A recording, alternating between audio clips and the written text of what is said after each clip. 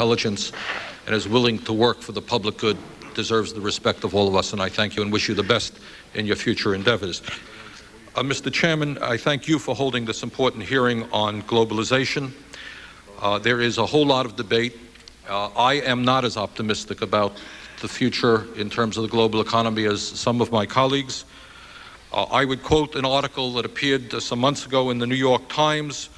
It said, and I quote, "For much of the world, the magic of the marketplace, extolled by the West in the afterglow of victory in the Cold War, has been supplanted by the cruelty of markets, wariness toward capitalism, and new dangers of instability." End of quote. A couple of months ago, Business Week editorialized, quote, "The austerity policies forced upon countries by the IMF in return for loans transform bad debt problems into economic debacles." The austerity policies of the IMF and the U.S. Treasury aren't part of the solution, they are part of the problem. If you look at what is happening in the world today, we should pay attention to what the World Bank is telling us. For example, the World Bank says that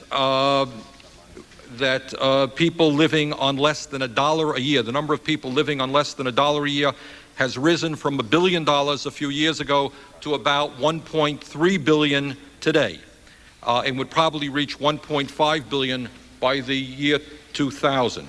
So we're seeing a significant increase among some of the very poorest people in the world. In Eastern Europe and the former Soviet Union, the World Bank calculated that the number of people who are living under the poverty line of $4 a day has grown from 14 million in 1989 to 147 million today. That is not good news.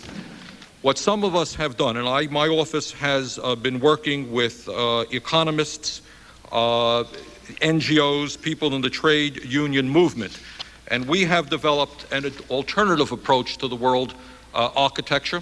And let me talk a little bit about some of the aspects of that will be part of legislation that I will soon be introducing. Our concern for the global economy that we want in the future is based on labor and human rights, protection of the environment, and new initiatives to encourage socially and environmentally sound national and local development. In other words, our goal is to protect the poorest people, the working people, the environment, and not just necessarily the large banks and financial institutions that have been making huge sums of money in recent years and in the process causing massive harm all over the world.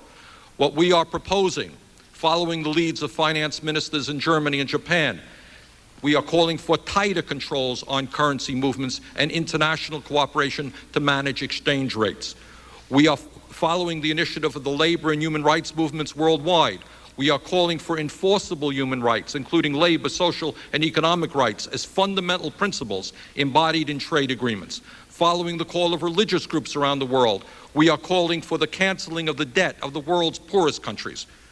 Following the proposals of the environmental movement worldwide, we are calling for an end to the funding of environmentally destructive projects by the World Bank and IMF, and channeling global investment funds into sustainable development that strengthens the economies of local communities. Following the work of groups concerned with poverty in the third world, we are calling for the termination of the IMF's mission creep and limiting the IMF to its original mandate of contributing to the promotion and maintenance of high levels of employment, et cetera, et cetera. In other words, I think the time has come to raise some fundamental questions about the nature of the global architecture that this country has helped develop. It has caused massive economic problems for the poorest people and for the environment, and I am very concerned about the kinds of volatility that we're seeing. And if people think that what happened in Asia, what happened in Mexico, what has happened in Russia is just going to pass by, when you have all of this flow of capital up and down, I think we are making a very sorry mistake, and I think we really need to thoroughly re-examine what we are doing. Thank you very much, Mr. Chairman. Thank you, Mr. Sherman. Mr. Chairman, I look forward to the more serious part of the discussion after the testimony, but I just want to take this minute to join with those who